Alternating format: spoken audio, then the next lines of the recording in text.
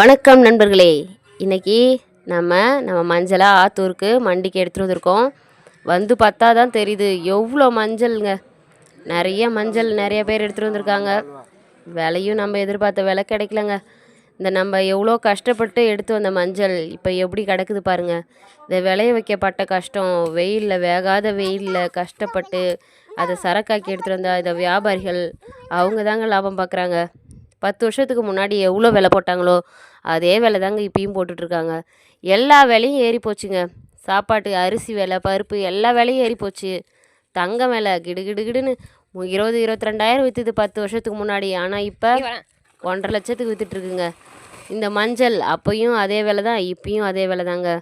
முன்னெல்லாம் நாங்கள் ஒரு மூட்டை மஞ்சள் விற்றா 1 பவுன் நகை எடுக்கலாம் அப்படின்னு எங்கள் ஊரில் சொல்லுவாங்க. ஆனால் இப்போ 10 மூட்டை விற்றாலும் நாங்கள் எதுவுமே எடுக்க முடியாதுங்க. 1 பவுன் எடுக்கிறதே ரொம்ப கஷ்டங்க. இந்த விவசாயிகள் படுற கஷ்டம் யாருக்குங்க தெரியுது? இந்த வெயிலில் வேகாத வெயிலில் எவ்வளோ கஷ்டப்பட்டு இதை சரக்காக்கி எடுத்துகிட்டு வந்தோம். கடைசியில் நாங்கள் எதிர்பார்த்த விலை கிடைக்கலன்னு சொல்லிட்டு போராடுற நிலமை ஆயிடுச்சுங்க. ராத்திரிங்க, நடு ராத்திரியில் நாங்கள் போராட்டம் பண்ணோம். ஆனால் யாரும் எங்கள் கோரிக்கையை ஏற்றுக்கலங்க. வியாபாரிகள் அவங்க இஷ்டத்துக்கு தாங்க விலை போடுறாங்க. நம்ம விருப்பத்துக்கான விலையே கிடைக்கலங்க. ரொம்ப மனசே கஷ்டமாயிடுச்சு. போராடியுமே எங்களுக்கான பதிலே கிடைக்கலங்க. ரொம்பவே மனசு கஷ்டமாக இருக்குது. என்ன பண்ணுறதுங்க, நம்ம பொருளை நம்ம விருப்பத்துக்கு விற்கவே முடியாது. இந்த இந்தியாவில் தான் அரசாங்கமும் இதுக்கு ஒரு நடவடிக்கை எடுக்கணும். எங்களுக்கு மஞ்சளுக்கு நல்ல ஒரு விலை கொடுக்கணுங்க. அதனால் நான் தாழ்மையுடன் கேட்டுக்கிறேன்.